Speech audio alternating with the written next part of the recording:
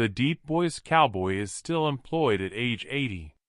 He never slowed down his profession in any way. Only reached its zenith after winning his first significant honor at age 78, but behind that triumph hides suffering. His father passed away, thinking he would let his daughter down. Viciously assaulted his wife in his house. Despite repairing his family, life was broken. He still has these wounds years later. Person who portrayed strong guys on television experienced his most difficult struggles at home, where Sam Elliott was unable to be saved by any script. Born in Sacramento on August 9, 1944, California, his family had a staunch Texas. Glenn, his mother, was formerly a state diving champion before turning into a.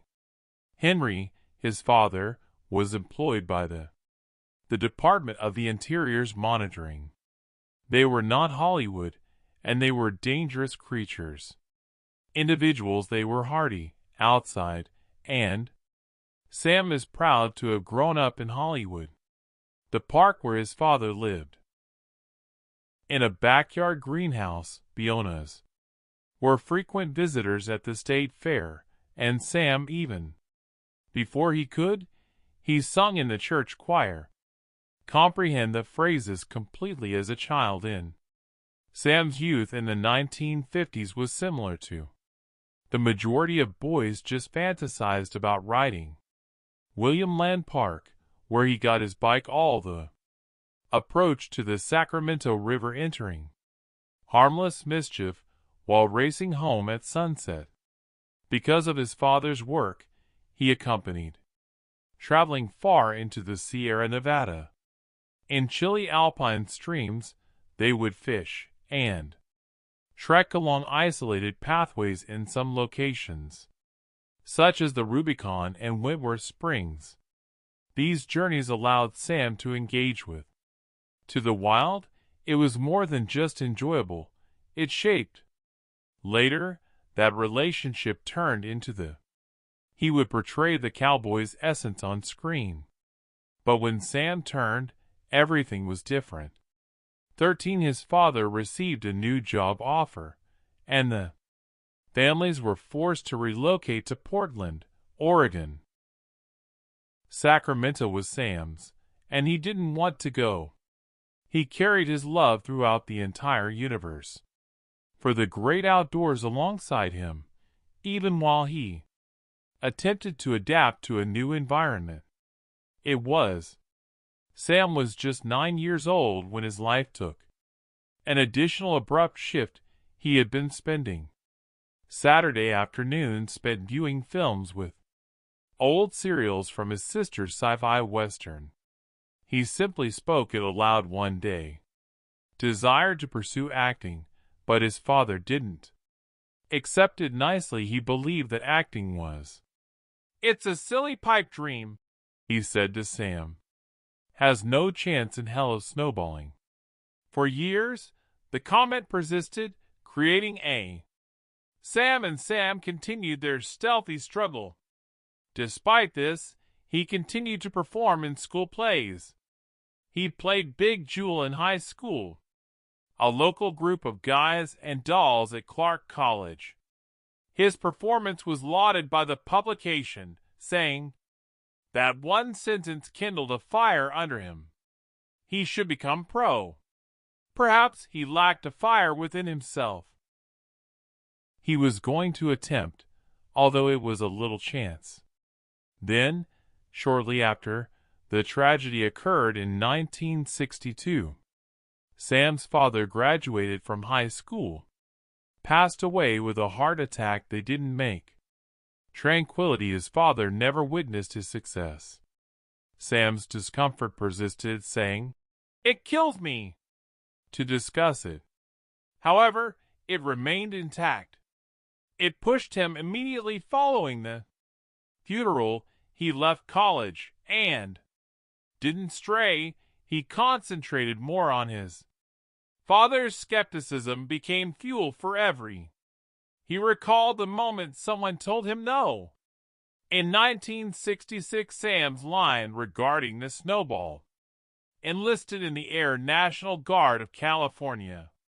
He rose to the position of loadmaster, in charge of keeping military aircraft's cargo balanced. Was high-pressure employment. He spent 6 years in prison. Throughout the day, he worked with airplanes. Logistics, he went to acting at night. Courses, after 12 hours of work, he was still arrived to practice that combination of. He was defined by his hunger and discipline. Never witnessed warfare, which troubled him. Later claimed to have felt guilty. Enhanced the military roles he would subsequently perform, particularly in We Were. By 1967, Sam had reached Los Angeles. Angela slept in his car with $100. In the first year, he was rejected 87 times. Casting directors were unsure of what to do with a 6 feet 2 inches man who had a cowboy voice.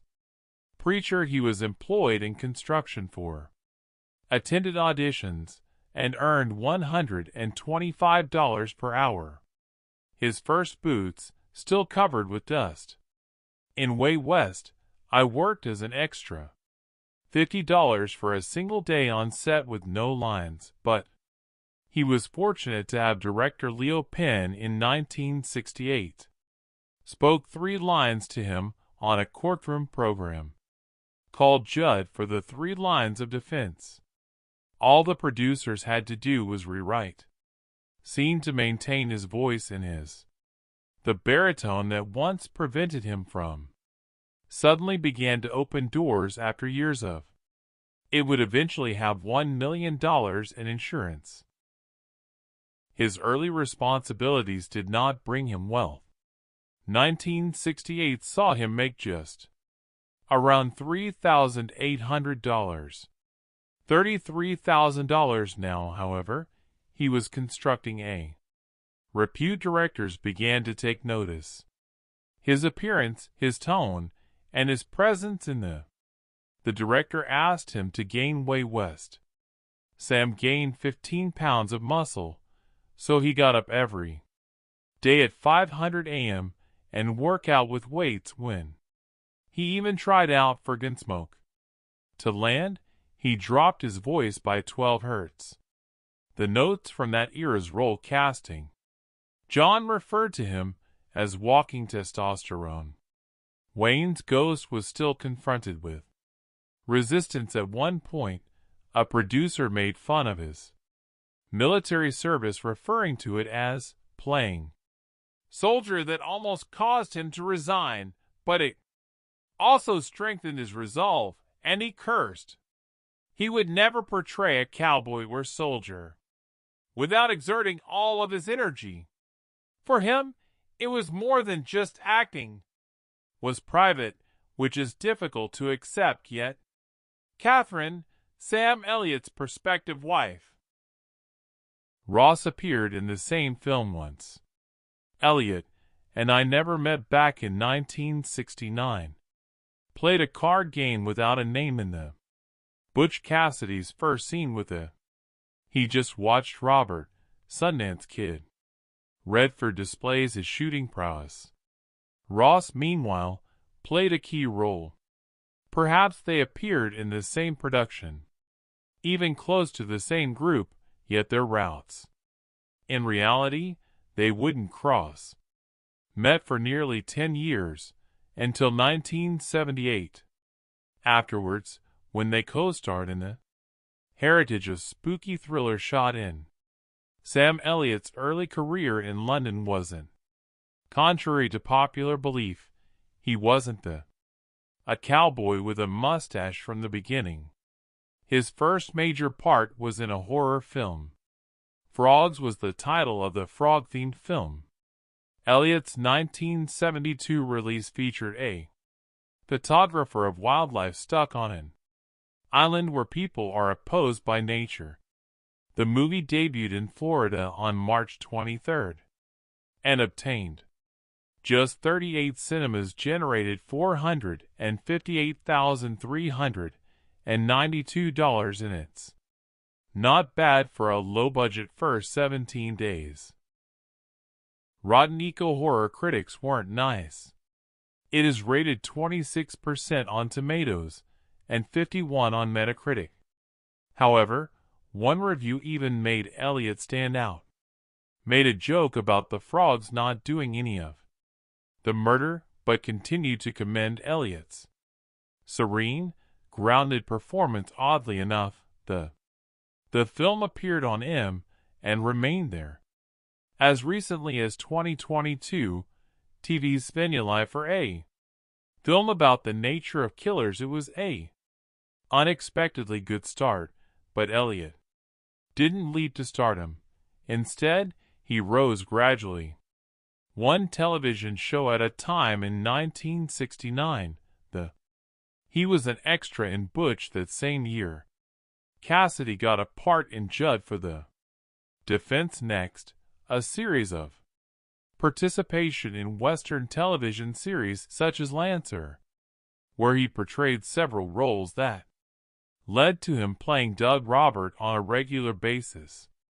In the 1970s, in Mission Impossible Season 71 in 1972, he appeared in addition to doing beer advertisements, Gunsmoke, Falstaff Cowboys. Slowly folks started to see him not as a celebrity but as someone who was a good fit for the screen. In 1975, there was a significant TV breakthrough with a historical account of We'll Fight No More Forever, movie about the tribe known as the Nez Perce. His performance landed him a leading part. The following year, in the opposite of Once an Eagle, Melanie Griffith and Amy Irving's Piece by Piece, his picture began to take shape. Wasn't simply Elliott's appearance and acting made him stick out, a face tall and slim. He was 6 feet 2 inches and fit the wild frontier. Slender but powerful, and already had the appearance of a traditional rancher. Casting agents took observe even before the big beard became his signature, letting people know he looked the part, but his voice was different. Deep is a secret weapon that is smooth and sluggish. Made even his most minor parts feel. By the middle of the 1970s, Elliott wasn't only an actor, he was a representation of. Then came the old American West. In 1976, Lifeguards played this duty. Truly made him known to viewers. Played a 32-year-old beach game with Rick Carlson, a lifeguard who refused to go with his simple lifestyle for a more demanding career. Making the movie only cost $900,000, but earned $5.4 million in box office receipts. That victory was significant. What made the role more intimate was Elliott's actual. His parents' life experiences had been lifeguards, so he had included an element of reality to his performance.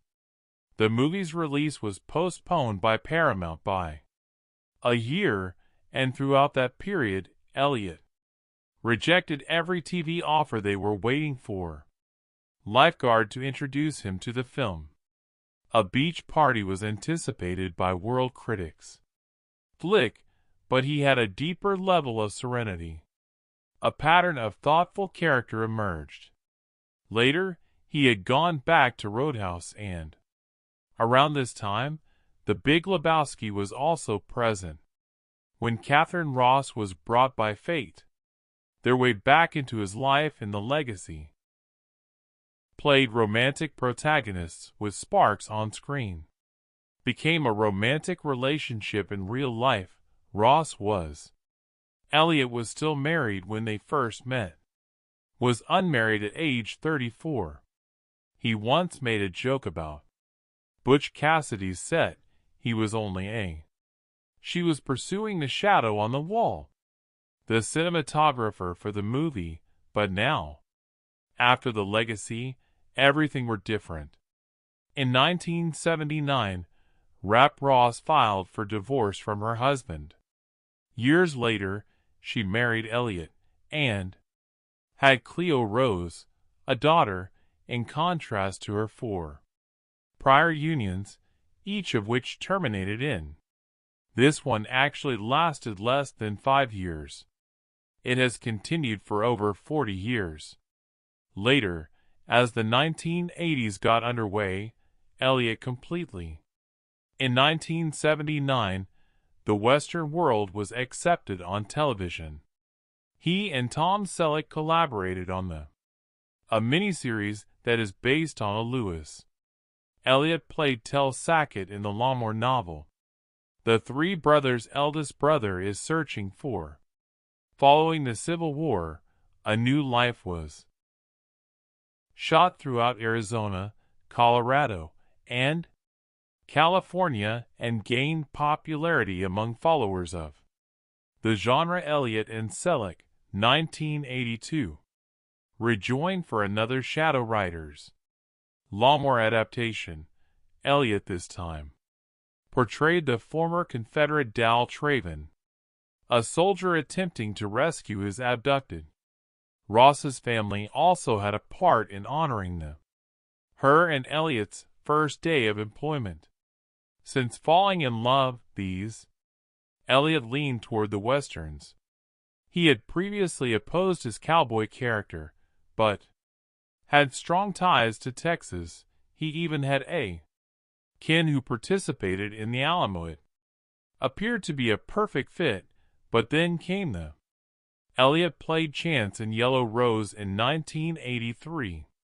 The illegitimate son of a wealthy rancher, it was a brave position on a large stage. The program received high ratings at 16.1 million people initially viewed the debut, but they quickly stopped by in the end, NBC, and it were rated 90th overall. Terminated after only 22 episodes. Nevertheless, the theme music left an impression. Lane Brody and Johnny Lee performed. Reached the top of billboards. The show and the country chart had had enough of. A result of which NBC aired the entire.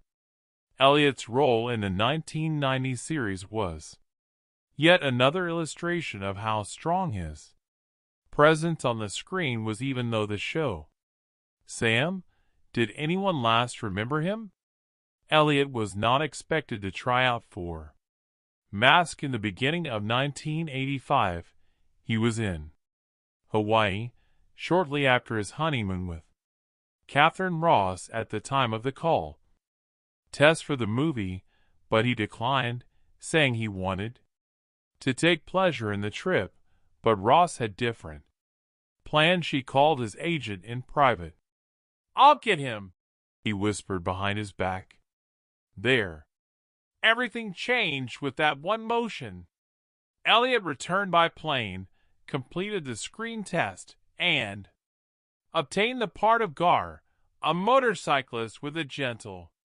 He portrayed himself as the devoted boyfriend to Cher's persona and a role model for a mutilated teenager. It wasn't a rancher, or it was something more profound for a soldier. Critics saw that Mask demonstrated Elliott may express love, tenderness, and suffering without squandering his advantage. The beginning of a new phase in his professional life. That same a new chapter in his personal life was beginning. Sam and Catherine were married on May 1st, 1984. Ross was married for the 5th time. His first encounter with him occurred in 1969 on Butch Cassidy's set in the Sundance Kid, but it lasted only 9 years. Afterwards, they reconnected while filming the Legacy, and it just stuck this time.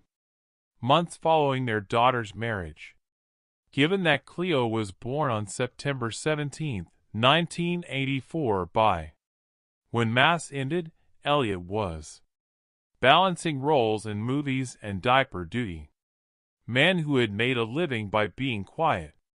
Being tough meant understanding what it meant to take care of a family today, there. 40 years of marriage, and when asked regarding the secret, Elliott merely stated, "You go beyond the, don't walk away from it." His career changed course. Late 1980s, between 1987 and 1989, Elliott leaped into roles involving action. He starred in the film Fatal Beauty with Whoopi Goldberg. It was quick and gritty. Demonstrated Elliott's ability to handle criminal dramas. Then he portrayed a drug cop in 1988. In the suspenseful thriller Shakedown, Peter Roger Weller described Elliott as strong. Made for $6, unsubtle but convincing. The film brought in $1 million. $10.1 million is sufficient, but not a huge hit. Then Roadhouse entered to maintain momentum. 1989 was a noisy, violent, and chaotic year. Patrick Seas was the star because to his attitude, yet Elliott maintained his position with a $15. $61.6 million was made out of $1 million budget. Globally, his strong voice, lengthy hair, and his "don't mess with me" attitude transformed him into Elliott was a cult figure in the early 1990s. Returned to television, but with honors this time. In Sight, he co-wrote and performed in the 1991 film. Connor is a Louis-based Western. Glamour's book wasn't your typical. He worked on the script for The Cowboy Tale, created the idea and collaborated with. His wife's personal investment paid off. He was nominated for a Golden Globe, and the movie took home a Bronze Wrangler for its genuine Western narrative. He performed in Wild in 1995. For years later, the cast of Buffalo Girls, including Bill Hickok, Angelica Houston, Melanie, was stacked. Griffith and Elliott contributed significant weight to his part. The miniseries received 11 nominations for Emmys, and Elliott received his first recognition for a superb supporting performance. He had demonstrated his ability to keep a story going. The large and small screens, then in 1998, he took an unexpected action.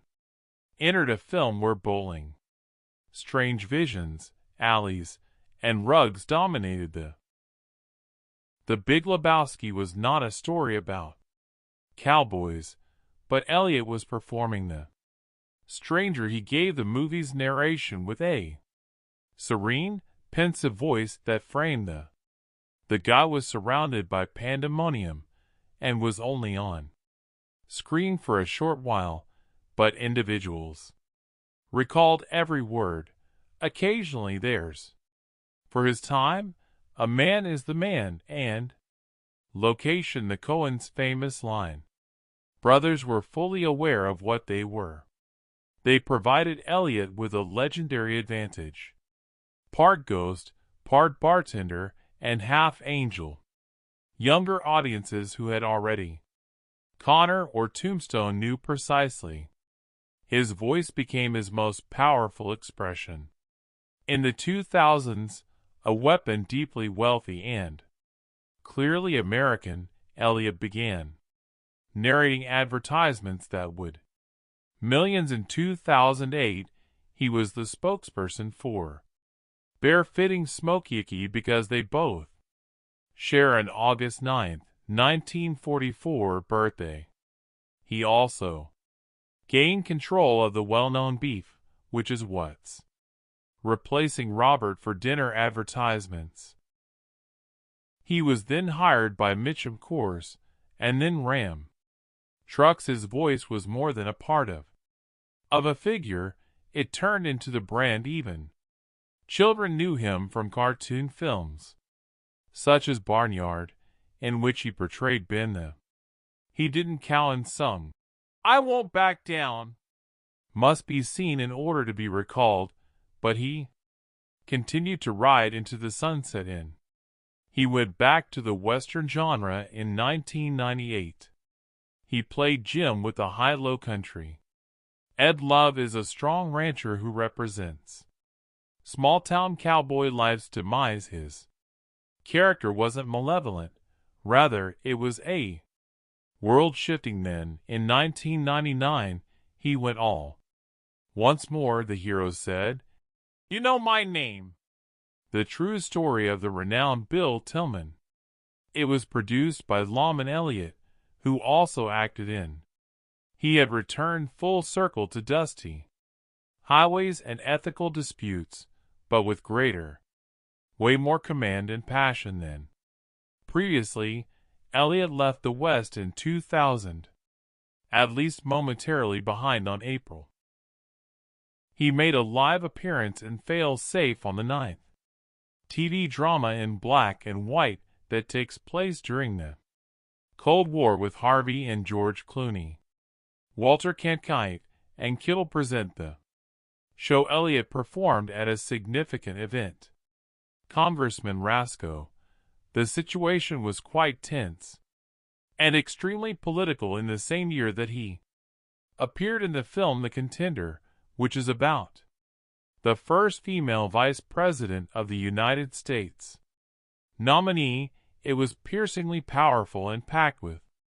Elliott's backroom negotiations played a supporting part that added depth to the narrative and realism, two radically dissimilar political tales, one potent message. This man could perform more than Sam Elliott, a cowboy, was already well known from westerns.